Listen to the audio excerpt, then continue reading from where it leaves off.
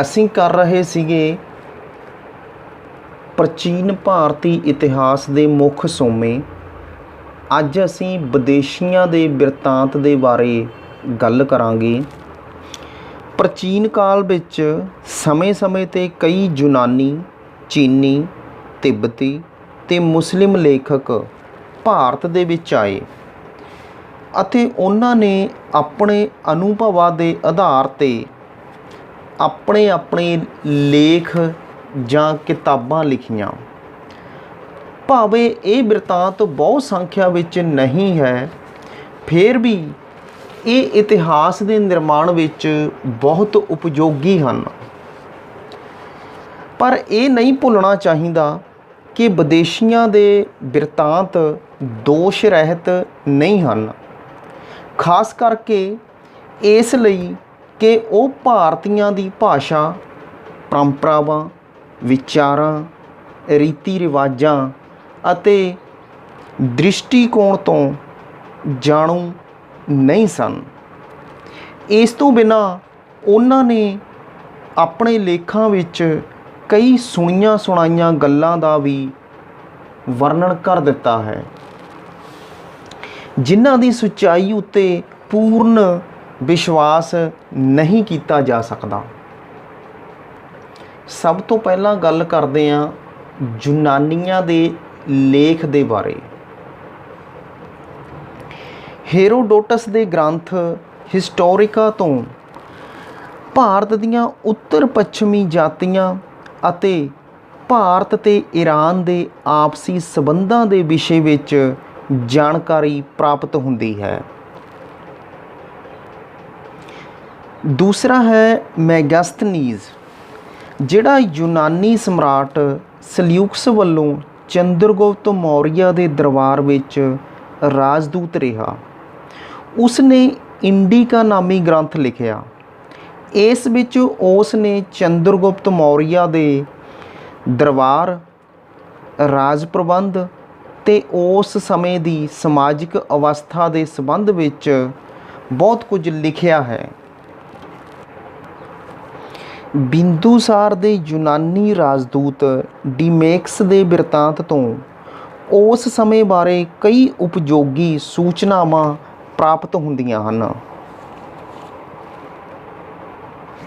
ਯੂਨਾਨੀ ਲੇਖਕਾਂ ਨੇ ਆਪਣੇ ਲੇਖਾਂ ਵਿੱਚ ਕੇਵਲ ਸਿਕੰਦਰ ਦੇ ਹਮਲੇ ਦੀਆਂ ਘਟਨਾਵਾਂ ਦਾ ਹੀ ਵਰਣਨ ਨਹੀਂ ਕੀਤਾ, ਬਲਕਿ ਮੈਗਸਥਨੀਜ਼ ਅਤੇ ਡੀਮੇਕਸ ਦੇ ਬਿਰਤਾਂਤਾਂ ਦੇ ਆਧਾਰ ਉੱਤੇ ਮੌਰੀਆ ਕਾਲ ਦੇ ਇਤਿਹਾਸ ਉੱਤੇ ਵੀ ਚਾਨਣਾ ਪਾਇਆ ਹੈ।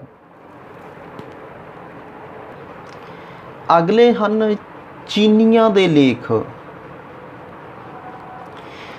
ਚੀਨ ਵਿੱਚ ਬੁੱਧ ਧਰਮ ਦਾ ਪ੍ਰਸਾਰ ਹੋਣ ਪਿੱਛੋਂ ਕਈ ਚੀਨੀ ਯਾਤਰੀ ਸਮੇਂ-ਸਮੇਂ 'ਤੇ ਭਾਰਤ ਵਿੱਚ ਬੁੱਧ ਧਰਮ ਦਾ ਅਧਿਐਨ ਕਰਨ ਜਾਂ ਬੋਧੀਆਂ ਦੇ ਧਾਰਮਿਕ ਸਥਾਨਾਂ ਦੀ ਯਾਤਰਾ ਕਰਨ ਦੇ ਉਦੇਸ਼ ਨਾਲ ਇੱਥੇ ਆਉਂਦੇ ਰਹੇ। ਪਹਿਲਾ ਪ੍ਰਸਿੱਧ ਚੀਨੀ ਯਾਤਰੀ ਫਾਹੇਜਾਨ ਸੀ। ਉਹ ਚੰਦਰਗੁਪਤ ਦੂਜੇ ਦੇ ਰਾਜਕਾਲ ਵਿੱਚ ਭਾਰਤ ਆਇਆ ਅਤੇ ਲਗਭਗ 6-7 ਸਾਲ ਇੱਥੇ ਰਿਹਾ। ਉਸ ਨੇ ਤਤਕਾਲੀਨ ਭਾਰਤ ਦੇ ਵਿਸ਼ੇ ਵਿੱਚ ਬਹੁਤ ਕੁਝ ਲਿਖਿਆ।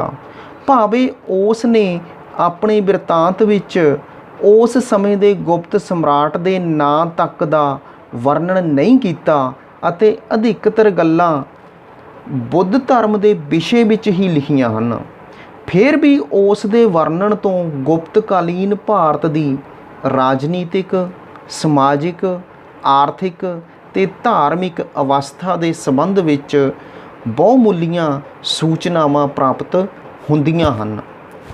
ਦੂਜਾ ਪ੍ਰਸਿੱਧ ਚੀਨੀ ਯਾਤਰੀ ਹਿਊਨ-ਸਾਂਗ ਸੀ।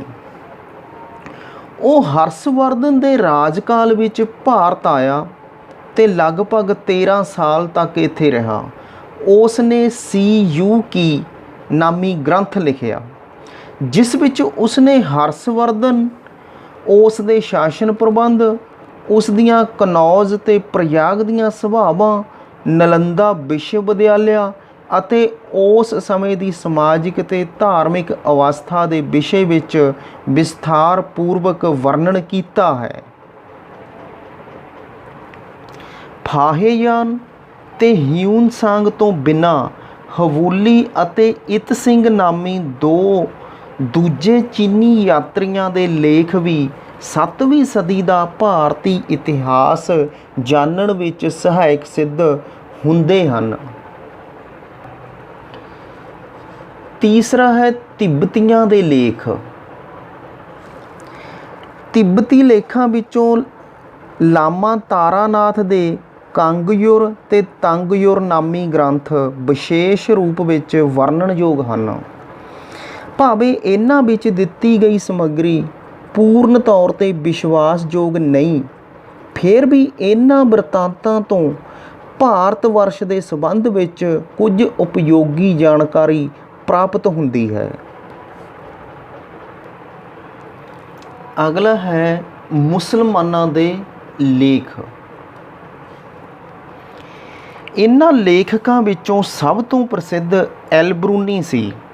ਉਸ ਦਾ ਪੂਰਾ ਨਾਮ ਅਬੂ ਰੇਹਾਨ ਮੁਹੰਮਦ ਬਿਨ ਐਲ-ਬਰੂਨੀ ਸੀ। ਉਹ 11ਵੀਂ ਸਦੀ ਦੇ ਪਹਿਲੇ ਭਾਗ ਵਿੱਚ ਮਹਿਮੂਦ ਗਜ਼ਨਵੀ ਦੇ ਨਾਲ ਭਾਰਤ ਵਿੱਚ ਆਇਆ ਸੀ ਅਤੇ ਕਈ ਸਾਲਾਂ ਤੱਕ ਇੱਥੇ ਰਿਹਾ। ਉਸਨੇ ਤਹਿਕੀਕ-ਏ-ਹਿੰਦ ਨਾਮੀ ਇਤਿਹਾਸਕ ਗ੍ਰੰਥ ਦੀ ਰਚਨਾ ਕੀਤੀ। ਇਸ ਗ੍ਰੰਥ ਵਿੱਚ ਉਸ ਨੇ ਨਾ ਕੇਵਲ ਭਾਰਤ ਦੀ ਰਾਜਨੀਤਿਕ, ਸਮਾਜਿਕ ਤੇ ਧਾਰਮਿਕ ਅਵਸਥਾ ਦਾ ਹੀ ਵਿਸਥਾਰਪੂਰਵਕ ਵਰਣਨ ਕੀਤਾ ਹੈ, ਸਗੋਂ ਇੱਥੋਂ ਦੇ ਭੂਗੋਲ, ਜੋਤਿਸ਼, ਦਰਸ਼ਨ ਵਿਸ਼ਿਆਂ ਦੇ ਉੱਤੇ ਵੀ ਚਾਨਣਾ ਪਾਇਆ ਹੈ। ਜਿੱਥੇ ਉਸ ਦਾ ਬਿਰਤਾਂਤ ਇਤਿਹਾਸਿਕ ਦ੍ਰਿਸ਼ਟੀ ਤੋਂ ਲਿਖਿਆ ਗਿਆ, ਉੱਥੇ ਇਸ ਵਿੱਚ ਇੱਕ ਵੱਡਾ ਦੋਸ਼ ਇਹ ਸੀ ਕਿ ਉਸ ਦਾ ਵਰਣਨ ਅੱਖੀਂ ਡਿੱਠਾ ਨਾ ਹੋ ਕੇ ਕੇਵਲ ਉਸ ਦੇ ਭਾਰਤੀ ਪੁਸਤਕਾਂ ਦੇ ਅਧਿਐਨ ਉੱਪਰ ਆਧਾਰਿਤ ਸੀ। ਮਹਿਮੂਦ ਗਜ਼ਨਵੀ ਦੇ ਸਮੇਂ ਦਾ ਇੱਕ ਹੋਰ ਪ੍ਰਸਿੱਧ ਮੁਸਲਿਮ ਇਤਿਹਾਸਕਾਰ ਅਲ-ਉਤਬੀ ਸੀ। ਉਸ ਨੇ ਤਾਰੀਖ-ਏ-ਯਾਮਨੀ ਨਾਮਕ ਗ੍ਰੰਥ ਲਿਖਿਆ। ਇਸ ਤੋਂ ਸੁਲਤਾਨ ਮਹਿਮੂਦ ਦੇ ਭਾਰਤੀ ਹਮਲਿਆਂ ਅਤੇ ਉਸ ਦੇ ਸ਼ਾਸਨ ਪ੍ਰਬੰਧ ਤੇ ਸ਼ਖਸੀਅਤ ਬਾਰੇ ਜਾਣਕਾਰੀ ਮਿਲਦੀ ਹੈ। ਇਸ ਪ੍ਰਕਾਰ ਪ੍ਰਾਚੀਨ ਭਾਰਤੀ ਇਤਿਹਾਸ ਦੇ ਅਣਗਿਣਤ ਅਤੇ ਕਈ ਪ੍ਰਕਾਰ ਦੇ ਸੋਮੇ ਹਨ। ਆਧੁਨਿਕ ਕਾਲ ਦੇ ਅਨੇਕਾਂ ਉੱਘੇ ਯੂਰਪੀ ਅਤੇ ਭਾਰਤੀ ਇਤਿਹਾਸਕਾਰਾਂ ਨੇ ਇਹਨਾਂ ਸੋਮਿਆਂ ਦੇ ਸੂਖਮ ਤੇ ਆਲੋਚਨਾਤਮਕ ਅਧਿਐਨ ਦੇ ਫਲਸਰੂਪ ਪ੍ਰਾਚੀਨ ਭਾਰਤੀ ਇਤਿਹਾਸ ਦੇ ਨਿਰਮਾਣ ਵਿੱਚ ਸ਼ਲਾਘਾਯੋਗ ਹਿੱਸਾ ਪਾਇਆ ਹੈ। ਕਈ ਪੁਰਾਤੱਤਵ ਵਿਗਿਆਨੀਆਂ ਨੇ ਵੀ ਇਸ ਕੰਮ ਵਿੱਚ ਕੋਈ ਘੱਟ ਯੋਗਦਾਨ ਨਹੀਂ ਦਿੱਤਾ। ਫਿਰ ਵੀ ਸੋਮਿਆਂ ਦੇ ਅਨਿਸ਼ਚਿਤ ਤੇ ਅਪੂਰਨ ਹੋਣ ਦੇ ਕਾਰਨ ਕਈ ਸਮੱਸਿਆਵਾਂ ਨੂੰ ਨਹੀਂ ਸੁਲਝਾਇਆ ਜਾ ਸਕਿਆ। ਪੁਰਾਤੱਤਵ ਵਿਗਿਆਨੀਆਂ ਅਤੇ ਵਿਦਵਾਨਾਂ ਦੀਆਂ ਖੋਜਾਂ ਅਜੇ ਜਾਰੀ ਹਨ।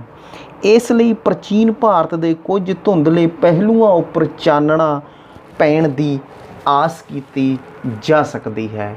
ਇਹ ਸੀਗੇ ਸਾਡੇ ਭਾਰਤੀ ਇਤਿਹਾਸ ਦੇ ਮੁੱਖ ਸੋਮੇ, ਜਿਨ੍ਹਾਂ ਦੇ ਵਿੱਚੋਂ ਅੱਜ ਅਸੀਂ ਗੱਲ ਕੀਤੀ ਹੈ ਵਿਦੇਸ਼ੀਆਂ ਦੇ ਬਿਰਤਾਂਤ ਦੇ ਬਾਰੇ। ਧੰਨਵਾਦ।